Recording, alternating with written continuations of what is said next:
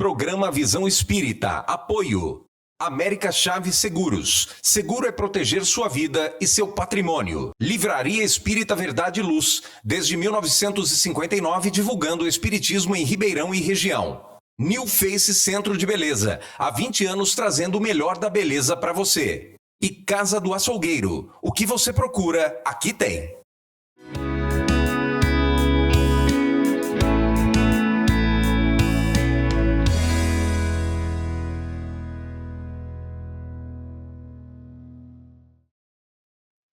O programa Visão Espírita pede licença para entrar no seu lar, levar-lhe uma mensagem de fé, de otimismo, de esperança e de paz. Doutora Andréa Cândido Reis, professora de odontologia, mestre e doutora na nossa Faculdade de Medicina USP de Ribeirão Preto. Doutora Andréa, que eu vou me permitir chamar de Andréa, companheira e divulgadora da causa do Evangelho e do Espiritismo, seja bem-vinda ao programa Visão Espírita.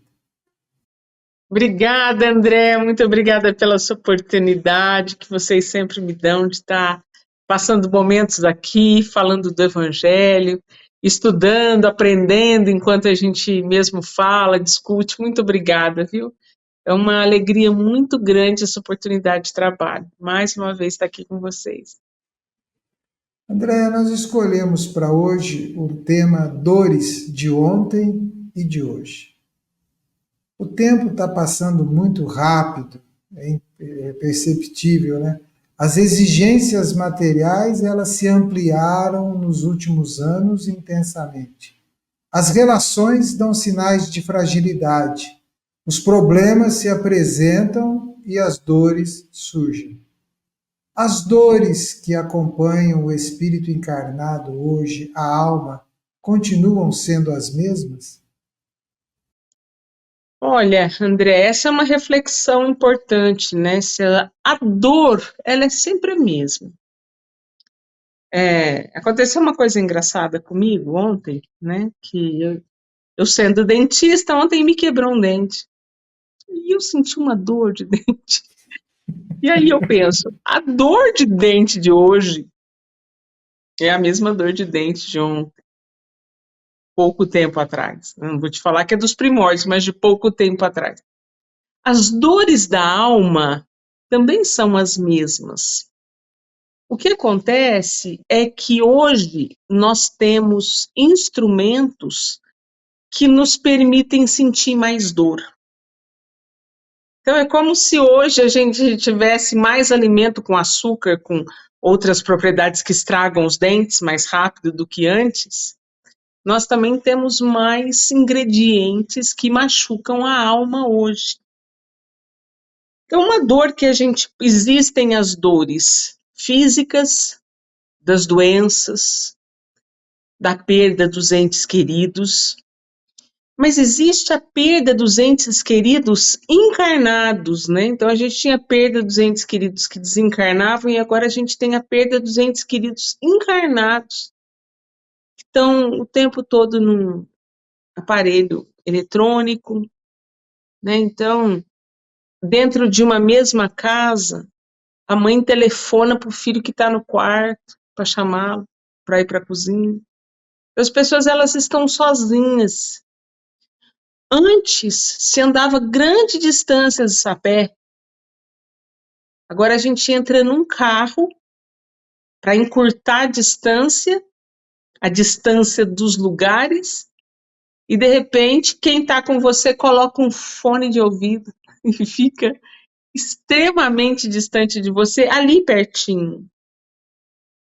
E vai chegando uma hora que as dores da alma vão aparecendo mais depressa. E uma grande dor da alma é a solidão. A gente não nasceu para ficar separado. A gente nasceu para viver junto. A gente viveu para praticar a caridade. A gente nasceu para todo mundo dar a mão e seguir junto.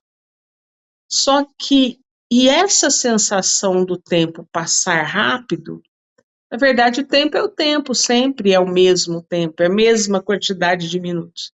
Mas a sensação que ele passa rápido é porque as atividades que são colocadas na nossa vida, as atividades que nós abraçamos, elas fazem com que a gente se desconecte do tempo presente, quando a gente se dá conta. Então, outro dia, eu estava com meu filho estava jogando, né, um joguinho no celular. Aí eu falei, seu João, deixa eu ver esse jogo. E ele foi me ensinar o jogo e eu fui jogar um pouquinho. Quando eu vi, eu estava há 10 minutos tentando aprender lá o joguinho. Nada como contar as nossas próprias experiências. Eu olhei no relógio, o quê? 10 minutos? A gente nem vi passar. Uma outra coisa que aconteceu, né, as redes sociais, mas veja bem, eu não estou fazendo nenhuma crítica vazia, porque às vezes a gente faz críticas vazias sobre a inteligência artificial, sobre as redes sociais. Não, nós estamos aqui por conta das redes sociais. Então, nós escolhemos, né, esse uso da rede social para a gente estar aqui hoje, né? Mas com um aparelho celular, a gente trabalha 10 vezes mais do que a gente trabalhava antes. E a gente se concentra, quem sabe, 100 vezes menos. Porque é tanta coisa mesmo, tanta coisa, que as situações, elas passam a ser fluídas, né? Elas não são reais. Eu me lembro uma vez, André, que um colega meu, eu devia ter uns 16 anos, né? E eu tinha um colega muito rico. Tá? Na época, a ideia, né, é que ele era muito rico. E a gente era amigo, não sei o que me aconteceu, André, que eu comecei a comemorar. Daí ele olhou para minha cara assim, com tanta pena. Eu lembro que ele olhou para mim com pena e falou assim: Nossa, Andréia, você fica feliz com pouco, né? E aí, naquele momento, eu tinha 16 anos, passou pela minha cabeça assim: gente, esse menino deve precisar de muito para ficar feliz. Então, eu estou ganhando, porque eu estou feliz com pouco. Então, a gente tem escolhido, tem determinado muitas coisas para que a gente seja feliz. E muitas dessas coisas que a gente determina para a nossa felicidade é ilusão. É ilusão. Então, e é mentira. Então, nós ouvimos coisas que são mentirosas e aí a gente tenta fazer e não dá certo. A gente ouve na internet que a gente deve se comportar assim, assim, assado para ganhar dinheiro e não é verdade. Eu tenho um exemplo de mentira muito grande. Por exemplo, se você entrar na minha rede social e ver lá a fotografia que eu me apresento, você diz, não é a mesma pessoa que está falando aí. Não é o mesmo.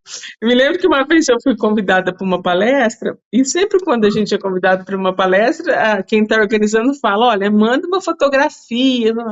Eu fui convidada para um congresso de odontologia que tinha, assim, a gente ia reunir 2 pessoas presencialmente, né? Hoje a gente reúne 3.000 online, 4.000, mas presencialmente era muito na época.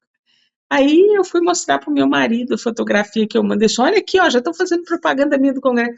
Ele olhou a foto e falou assim, Andréia, a hora que você chegar lá, eles vão achar que a palestrante não foi. Porque não é a mesma pessoa. E aí o que acontece? A gente acredita nessa fluidez e a gente busca essa fluidez. E o vazio é enorme. A dor da alma é maior. Ela é a mesma dor. Ela é a mesma. Mas ela é maior. Porque ela não é palpável. Ela é ilusória demais. Eu quero aproveitar um ponto que você colocou, te interrompendo um minutinho, para levar mais um item para a tua reflexão, que está ligada às famílias, né? Porque todo esse contexto que você colocou, a família está inserida na atualidade, né? E nós percebemos que as famílias estão se distanciando, né? Como você colocou dentro do carro, geralmente, né? Alguém ali de fone. Você colocou que às vezes as pessoas estão em casa nos seus espaços reservados e não no espaço de convivência da casa. Você fez uma série de ponderações, né? A impressão que nós temos é que as famílias estão se distanciando e se distanciando de um conceito de espiritualidade ou religiosidade, e aí a palavra que melhor alguém queira entender, né? Religiosidade. Isso também contribui para a causa de dores, isto também contribui para as dificuldades atuais, que as dores estão mais apresentáveis, né? Mais elementos elas dispõem. E como é que o Espiritismo pode ajudar no esclarecimento ou de orientação nesse contexto todo? Olha, André, o Espiritismo já está ajudando muito, mesmo. Então vamos pegar, porque a gente pode abordar esse distanciamento de várias maneiras. A gente não pode afirmar categoricamente que as famílias elas estão mais afastadas hoje. A gente tem a impressão de que as famílias estão mais afastadas. Mas antes a gente também tinha um afastamento familiar que era muitos lares a gente fala, não, a gente respeita pai e mãe. Mas muitos a gente teme pai e mãe, teme,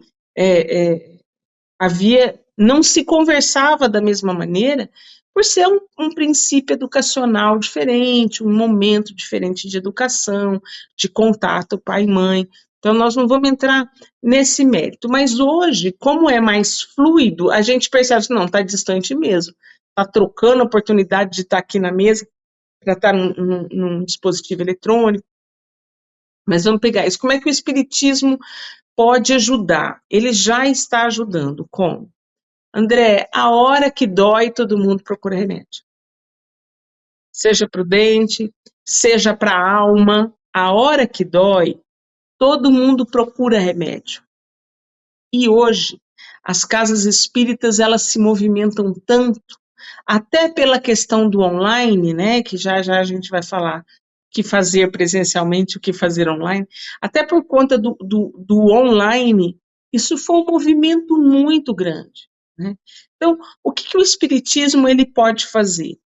Posso dividir em duas situações, no presencial e no online? Presencialmente, a casa espírita, ela precisa acolher.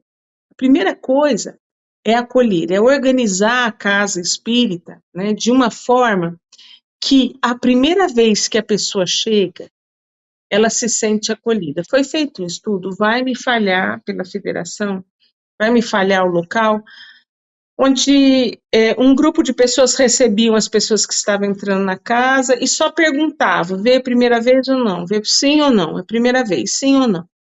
Depois de um mês abriram e eles perceberam que só 25 pegavam o nome e perguntavam se era a primeira vez. Só 25% das pessoas voltavam. Então, o fato da gente ter uma condição de divulgação das atividades online, a pessoa sabe onde ela vai. Porque às vezes a pessoa ela está passando uma grande dor, mas uma grande dor, ela precisa passar por um atendimento fraterno. Se ela vai numa palestra, num estudo profundo, que está lá estudando o perispírito, não é o momento dela, ela vai lá e ela não vai voltar. Então, como que as casas espíritas e o espiritismo ele pode atuar? Primeiro, a casa espírita, o espiritismo como ciência, a doutrina, ela funciona como uma escola. Ela funciona como uma escola. Não adianta. Nós somos infinitamente alunos e nós permanecemos na doutrina espírita pela seriedade do estudo. Né? Por exemplo, o que me convenceu a me manter, eu frequentava assiduamente outro lugar. O que me convenceu, o que me conquistou na doutrina espírita foi a seriedade do estudo espírita. Mas cada pessoa ela vai estar preparada para começar num grau, como uma criança que não sabe escrever ainda, ela não pode entrar já no ensino médio para fazer cálculo se ela não conhece os números. Então, o movimento espírita, utilizando agora, né, de todas as ferramentas presenciais e online, organizar uma um acolhimento sistematizado. Então, por exemplo, eu sou de uma época que a casa que eu frequentava colocava um post lá nas redes sociais. Segunda-feira, atendimento fraterno, mas não falava o que era atendimento fraterno. Terça-feira, palestra, mas não falava o que era palestra. Quarta-feira, reunião mediúnica. Então, quem olhava da população nem sabe o que é reunião mediúnica, não sabe que dia que vai. Então, hoje a gente tem a disposição de explicar online, olha, segunda-feira é um atendimento fraterno, é isso, faz isso, tal dia é isso. E aí ter uma rotina de explicação para que as pessoas se encontrem. E quem não teve acesso às redes sociais? Tem uma equipe dentro do centro que se preocupa em quem está chegando, onde deve ir, e se tem a assistência um pouquinho depois, para saber se volta, onde deve vir, que estudo deve frequentar. Porque senão a pessoa vai num domingo, assiste uma palestra, se ela gostar da palestra, ótimo, ela volta. Se ela der azar de ser um tema muito profundo, ela não volta nunca mais. E ainda fala, você sabe aquela história de falar bem e falar mal. Quando você gosta de uma coisa, isso é estatístico. Quando você gosta de uma coisa, você fala para 3 pessoas. Ó, vai lá comprar aquele pão que lá é bom. Quando você não gosta, você fala para 30. Nossa, mas aquele pão daquela padaria, pelo amor de Deus, não vai lá. Então, eu dentro da minha humilde percepção, principalmente depois da pandemia, o nosso público mudou. O nosso público mudou. A maneira de acolher as pessoas, ela deve ser atualizada. Porque antes, estava doendo, a gente ia na casa espírita, encontrava lá consolo. Hoje, se a gente não vai no dia certo, na hora certa, a gente não consegue conectar que o que a gente está procurando tem lá. E tem. As curas para as dores da alma estão lá. Tem. Né? Jesus é um médico. Doutrina espírita, ela é cristã. Ela trabalha com o evangelho de uma maneira racional. É muito racional. André, veja bem, a minha mãe falava assim, está procurando alguma coisa, a hora que você achar, você dá 3 pulinhos para você agradecer a São Longuinho. Chega uma idade que você não vai acreditar mais que vai funcionar esses 3 pulinhos. Agora, se você toma um remédio e sabe o que tem naquele remédio, qual que é o princípio que vai funcionar naquele remédio, se você vai esmiuçar o efeito daquele remédio, aquilo te convence. Então, na casa espírita está o remédio. André, nós estamos falando da casa espírita como remédio e nós temos a religião e as religiões que aí estão, né, que também acolhem, socorrem, ajudam, auxiliam, cada um no seu jeito, na sua forma, no seu jeito de prestar à comunidade a sua fé. Está claro que as dores estão aí, são as mesmas, mas parece que elas estão mais intensas, elas estão mais exacerbadas, ou nós estamos mais à vontade para externá-las também, pode ser também aí. As famílias, pelo que você coloca, elas estão próximas, mas também esse meio eletrônico, ao mesmo tempo, tem os seus limitantes. Ou seja, mudaram-se as situações, mudaram-se os fatores, mas as situações se apresentam como antes. Tem uma frase antiga que diz assim: se eu contar os meus problemas para um carroceiro, até o cavalo chora. Como é que a gente faz de acordo com essa frase? Porque as pessoas que estão imersas nas dores e nos problemas, elas estão realmente imersas naquilo e às vezes submersas, né? Quais são as causas disto? Como é que o que pode, que sugestões, que caminhos a gente pode dar, uma vez que, segundo o Espiritismo, moramos num mundo de provas e expiações, aonde a matriz é o orgulho e o egoísmo? Olha, o que pode diminuir a nossa dor? Como que o espiritismo diminui a nossa dor? Como que ele pode diminuir? A gente estava falando do conhecimento. E aí você fala do egoísmo e do orgulho. Quando a gente se dá conta da imortalidade da alma, tudo muda. Quando a gente se dá conta da realidade do processo encarnatório e reencarnatório, as coisas mudam. Quando a gente se dá conta da necessidade da nossa alteração da conduta moral, da ação e da reação, tudo muda. Então, a doutrina espírita, você falou muito bem sobre as outras religiões, muito bem. Estão todos a caminho da luz na sua conduta.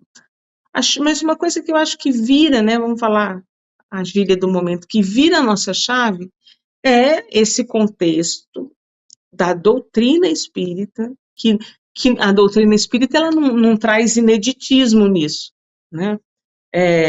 A existência da sobrevivência da alma, das reencarnações é muito antigo, mas aí faz guerra aqui, faz guerra ali, arruma aqui, politicamente você mistura aqui, e você transforma as religiões, enfim, a gente chega nesses conflitos religiosos, achando que algumas coisas são novas, mas não.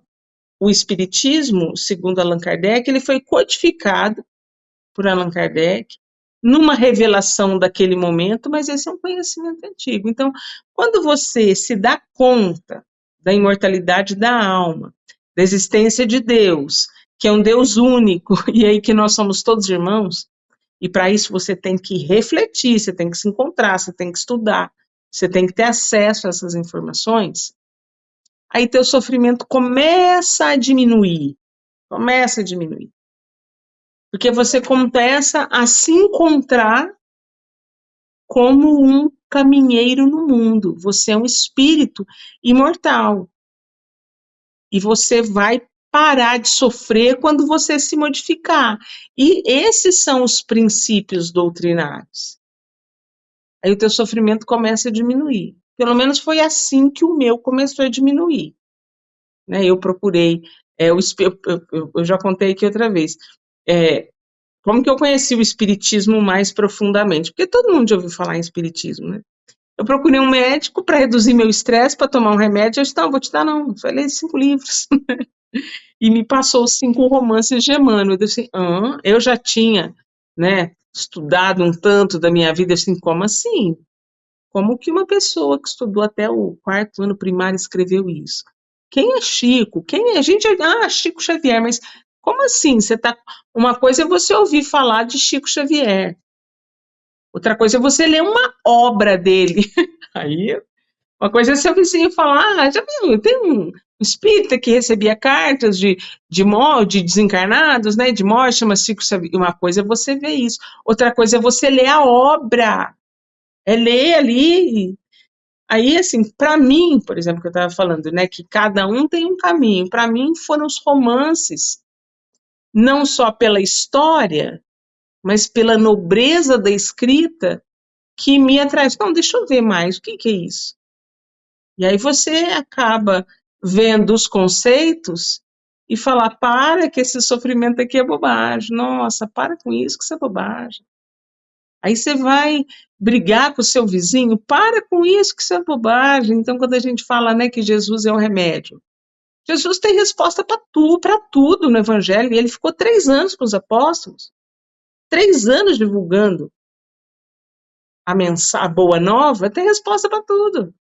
A resposta dele é, faz as pazes com o teu aveuzinho enquanto te encontras a caminho com ele.